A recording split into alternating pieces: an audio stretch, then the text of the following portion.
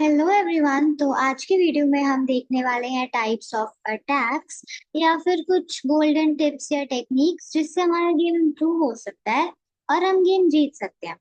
तो आज की वीडियो में हम ऐसे ही 5 टिप्स टेक्निक्स देखने वाले हैं जिनका नाम है पहली, फोर्क या डबल अटैक।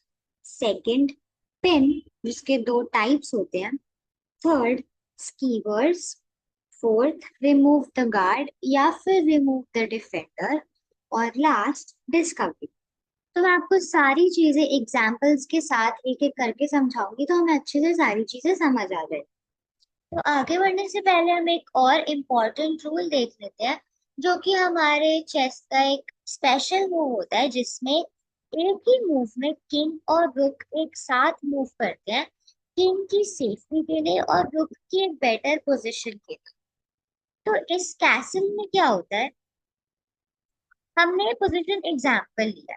अब इसमें हमारा किंग E1 पे है और एक रुक हमारा H1 पे है और एक रुक हमारा A1 पे है। तो कैसल दो तरह के होते हैं, short castle and long castle. तो शॉर्ट कैसल ये होती है जब किंग और रुक के बीच में टू स्क्वायर्स का डिफरेंस होता है एंड किंग आता है रुक के साइड वाले स्क्वायर पे एंड रुक आता है किंग के साइड वाले स्क्वायर पे। This is called short castle. अब जैसे इसमें हम करके देखते हैं शॉर्ट कैसल।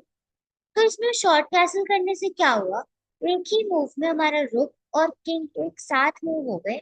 हमारे किंग को पॉन्स की प्रोटेक्शन मिल गई और हमारा रुक कॉर्नर से एक ओपन फाइल में आके बैठ गया, जिससे वो एक एक्टिव पीस हो। तो इस फिनोमिना को हम कहते हैं कैसल। अब इसका दूसरा टाइप देख लेते हैं, लॉन्ग कैसल। लॉन्ग कैसल में हमारे किंग और रुक के बीच में थ्री स्क्वायर्स का गैप होना होता है और इसमें किंग जाता है रुक के साइड टू साइड वाले स्क्वायर पे और रुक आता है किंग के साइड वाले स्क्वायर पे।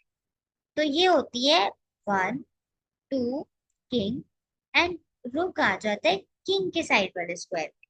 तो इसमें भी किंग को प्रोटेक्शन मिल जाती है एंड हमारा रुक एक अच्छी एक्टिव पोजिशन पे आ जाता है।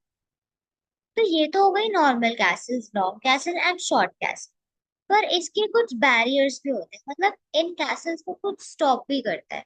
अब जैसे मान लो ब्लैक का रुक इधर की जगह इधर होता, तो ब्लैक का रुक F5 कंट्रोल कर रहा है, जिसकी वजह से कैसल करने के लिए हमारा किंग मूव फॉरवर्ड नहीं कर सकता, क्योंकि कैसल करने के लिए किंग को इधर और इधर आना पड़ेगा एंड रुक को इधर आना पड़ेगा। पर अगर अभी ब्लैक का रुक F8 पे है, तो हमारा किंग यहाँ तो जा ही नहीं सकता। तो यहाँ तो जाना दूर की बात है, जब तक कि यहाँ नहीं जा सकता तो यहाँ भी नहीं जा सकता।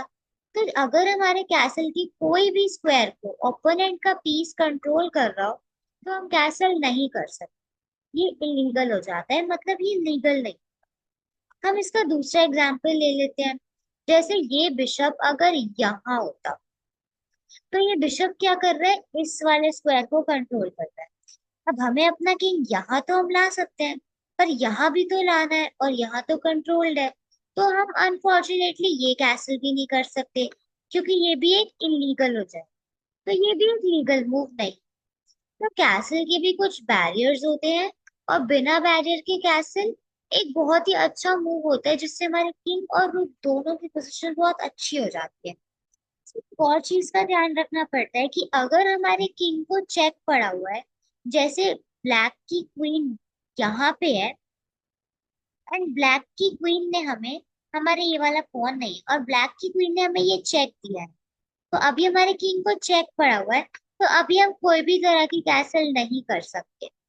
हम क्वीन को बीच में लाएंगे, उसके बाद अगर हमें कैसल करनी थी तो हम कैसल करेंगे, पर हम चेक के वक्त कैसल नहीं कर सकते। ये भी एक इलीगल। और ये कैसल एक गेम में एक ही बार होती है। एंड अगर इसकी एक और रूल है, अगर हमारा किंग स्टार्टिंग में कहीं मूव कर चुका है, जैसे लेट से हमारा किंग यहाँ से यहाँ आ चुका है और वाइट फिर से अपना किंग यहाँ लेके आए, तो कैसल नहीं हो सकता। कैसल का रूल होता है कि कैसल तभी हो सकती है जब किंग या रुक पूरे गेम में एक बार भी मूव ना हुए हो, तभी हम कैसल कर सकते। तो ये था हमारा एक छोटा सा रूल कैसल का। अब हम आगे बढ़ते हैं, तो लेट्स गो। सबसे पहले हम देखने वाले हैं फोर्क या डबल अटैक। तो लेट्स सी, वाइट ने जैसे ये किया, ब्लैक ने करा E5, जो कि हमारी एक नॉर्मल ओपनिंग है। Bishop C4, bishop C5, castle, night F6। अब वाइट करता है नाइट G5। वाइट का आइडिया है नाइट into F7, बिशप के सपोर्ट में क्वीन और रुक का फोर्क या डबल अटैक करना।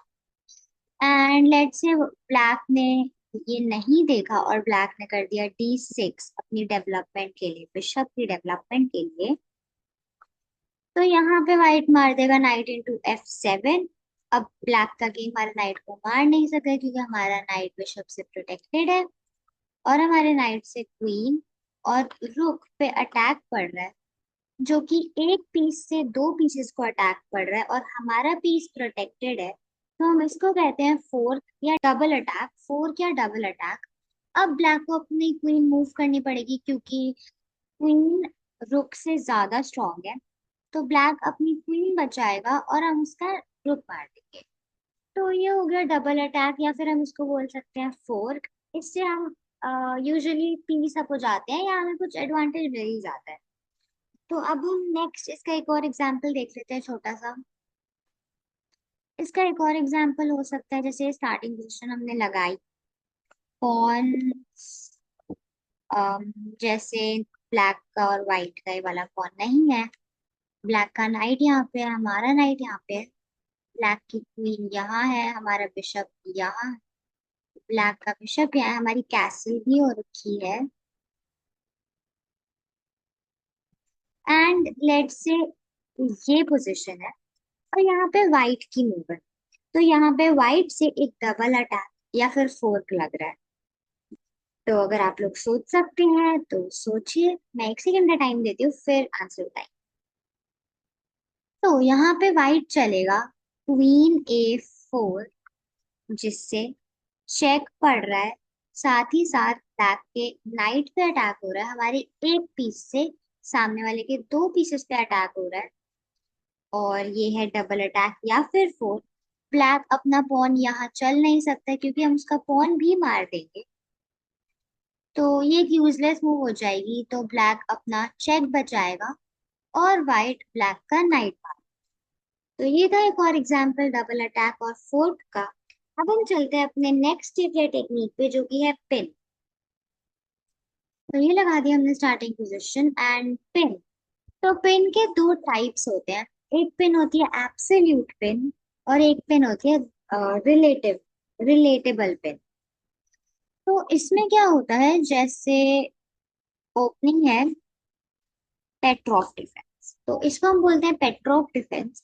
जब दोनों नाइट एक साथ एक दूसरे के सामने आ जाते हैं, तो यहाँ पे व्हाइट ने ब्लैक का पॉन मारा, ब्लैक ने व्हाइट का पॉन मारा। व्हाइट ने ब्लैक के नाइट पे अटैक किया, ब्लैक का नाइट मूव हुआ और व्हाइट ने अपना दूसरा नाइट डेवलप। तो यहाँ पे व्हाइट ने कर दी एक गलती, क्योंकि अब ब्लैक Queen E7 कर देगा, जो कि हो जाएगा एक एब्सोल्यूट पिन। अब एब्सोल्यूट पिन क्या होता है, जब एक पीस से ओपोनेंट का एक पीस बीच में स्टक होता है और वो पीस मूव नहीं कर सकता। जैसे कि आप लोग देख सकते हैं, ये नाइट अभी अगर हम देखें तो मूव तो बहुत जगह कर सकता है, पर इसके पीछे किंग बैठा है, जिसकी वजह से जैसे ही मूव करेगा तो ये एक इलीगल काउंट हो जाएगा, क्योंकि ये हो नहीं सकता, किंग मर जाएगा। तो ये एक लीगल मूव नहीं है। तो एब्सोल्यूट पिन वो होता है जब पीस मूव ही नहीं कर सकता, मूव करेगा तो वो एक इलीगल होगा। अब यहाँ पे व्हाइट के नाइट पे अटैक है, तो व्हाइट अपना नाइट बचाएगा। लेट से व्हाइट अपना नाइट बिशप से बचाता है, तो अब क्वीन तो मार नहीं सकती, पर अब पिन का फायदा कैसे उठाते हैं। अब हमने पिन तो कर दिया, नाइट ब्लैक ने नाइट पिन तो कर दिया, तो इसका फायदा कैसे उठाते हैं? कोई माइनर पीस जैसे कि नाइट, बिशप, रूक, इनसे अटैक ना करके अगर ब्लैक पॉन से नाइट पे अटैक करेगा, तो यहाँ पे अब वाइट अपना नाइट जिस पीस से बचाए, पॉन नाइट को मार देगा। क्योंकि नाइट मूव तो कर नहीं सकता कहीं पे, नाइट पिंड है, जो कि इलीगल हो जाएगा। तो ब्लैक आसानी से इस एब्सोल्यूट पिन का फायदा उठा सकता है व्हाइट के नाइट पे ब्लैक पॉन से अटैक करके, जिससे वो एक नाइट अप हो जाए। तो एब्सोल्यूट पिन क्या होता है? जिसमें पीस मूव कर ही नहीं सकता, जो कि इलीगल हो जाता है। अब हम देखते हैं रिलेटिव पिन। तो रिलेटिव पिन पे क्या होता है? जैसे लेट से ब्लैक का किंग E4 पे है, क्वीन E3 पे है, और वाइट का रुक B1 पे है, एंड किंग G7 पे है, एंड वाइट के पास एक बिशप है जो कि है A5। ब्लैक के पास पॉन्स है थोड़े बहुत, एंड वाइट के पास भी पॉन्स है। तो ये है पोजीशन। अब यहाँ पे जैसा कि आप देख सकते हैं, ब्लैक एक क्वीन अप है, पर क्या इस क्वीन का अभी इस पोजीशन में कोई बेनिफिट है? यहाँ पे वाइट की मूव है, और वाइट क्या करने वाला है? रुक E1। ब्लैक अपनी क्वीन से हमारा रुक मार नहीं सकता, क्योंकि हमारा रुक बिशप से प्रोटेक्टेड है, और ब्लैक अपनी क्वीन भी मूव नहीं कर सकता, क्योंकि उसका पीछे एक किंग है। तो अगर वो अपनी क्वीन मूव करेगा तो एक इलीगल मूव हो जाएगा। तो यहाँ पे फिर से वाइट ने फायदा उठा लिया है एक एब्सोल्यूट पिन का, और ब्लैक की क्वीन टेक अवे कर लिया। क्योंकि अब यहाँ पे ब्लैक कुछ भी कर नहीं कर सकता, ब्लैक यही मारेगा एंड वाइट भी मारेगा। तो ये दो एग्जांपल्स हमने देखे एब्सोल्यूट पिन के। अब हम एक एग्जांपल देखते हैं रिलेटिव पिन का। तो रिलेटिव पिन का हम एग्जांपल यहीं पे लगा देते हैं। जैसे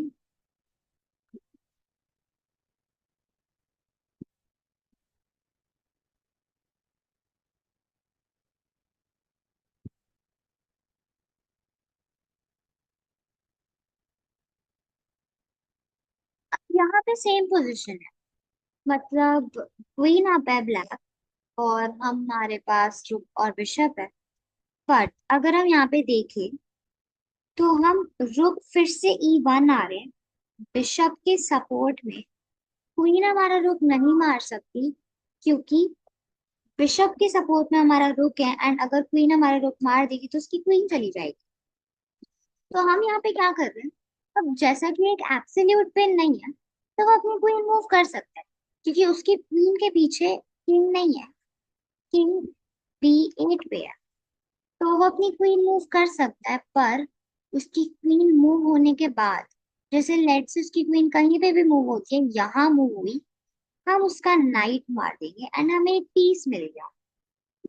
तो ये होता है एक एब्सोल्यूट पिन, जिसमें ब्लैक अपनी क्वीन या अपना एक पीस हटा तो सकता है, पर उसका पीछे वाला पीस तो जाना ही जाना है। तो ये होता है एक रिलेटिव पिन, और एब्सोल्यूट पिन होता है जिसमें पीस मूव ही नहीं कर सकता। तो ये देख लिया हमने पिन के एग्जांपल्स। आई होप आपको पिन क्लियर हो गया हो। अब हम चलते हैं अपनी नेक्स्ट स्टेप पे, जो कि है स्कीवर्स। तो स्कीवर्स होता है, जैसे लेट से पोजीशन है, ब्लैक का किंग है यहाँ पे, हमारा किंग है यहाँ पे, ब्लैक के पास एक रुक है जो कि यहाँ पे है। ये दोनों किंग यहाँ रख देते हैं, और ब्लैक ने अभी अभी एक क्वीन बनाई है।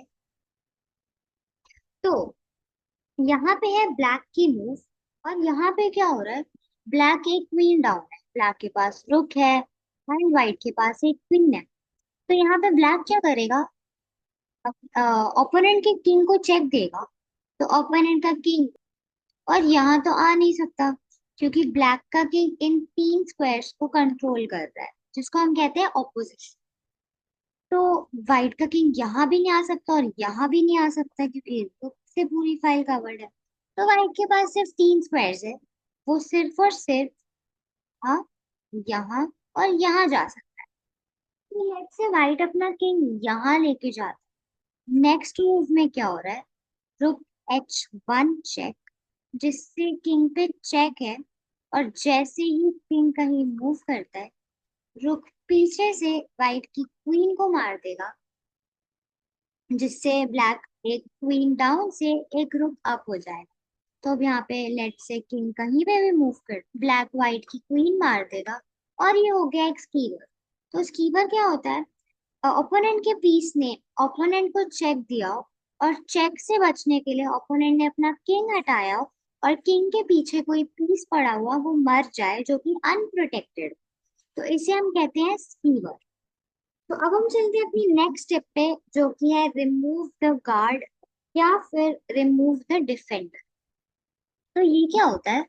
जैसे ब्लैक का किंग है यहाँ, बिशप यहाँ, नाइट यहाँ, व्हाइट का किंग है यहाँ, व्हाइट के पास एक रुक है, और व्हाइट के पास एक नाइट है। तो यहाँ पे क्या हो रहा है? अभी ब्लैक के पास बहुत सारे पॉन्स है,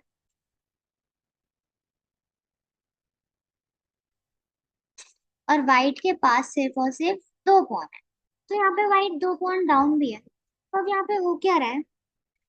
ब्लैक अब प्रोटेक्ट कर रहा है, जो कि किंग नाइट को भी प्रोटेक्ट कर रहा है और बिशप को भी प्रोटेक्ट कर रहा है। जबकि व्हाइट ने अपने रुक से ब्लैक का नाइट पिन कर रखा है। बताओ ये कौन सा पिन है, एब्सोल्यूट या रिलेटिव? तो ये एक एब्सोल्यूट पिन है, क्योंकि नाइट मूव नहीं कर सकता, उसके पीछे किंग है जो कि क्लियर हो जाएगा। तो ये एक एब्सोल्यूट पिन व्हाइट ने कर रखा है यहाँ पे, और जिस वजह से वो अपना नाइट हिला नहीं सकता, और वो अपने किंग के साथ साथ अपने बिशप और नाइट दोनों को प्रोटेक्ट कर रहा है। तो यहाँ पे व्हाइट ने इसी चीज का फायदा उठाया, और व्हाइट ने सोचा क्यों ना मैं ब्लैक के किंग को हटा दूं, तो मुझे ब्लैक का रुक मिल जाएगा। क्योंकि इन दोनों साइड्स पे कोई पॉन तो है नहीं जिससे वो पॉन से अटैक करके नाइट मार दे। जैसे लेट से व्हाइट के पास पॉन यहाँ होता, तो पॉन वो यहाँ करके नाइट मार सकता था।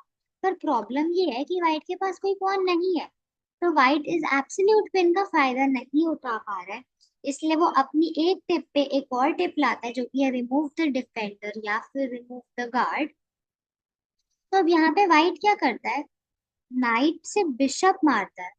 अब ब्लैक नाइट से तो मार नहीं सकता क्योंकि पिंड है, तो ब्लैक को अपने किंग से नाइट मारना पड़ेगा। और जैसा कि हम देख सकते हैं, जो किंग नाइट को प्रोटेक्ट कर रहा था वो हट चुका है, जिस वजह से व्हाइट ने नाइट ब्लैक का नाइट।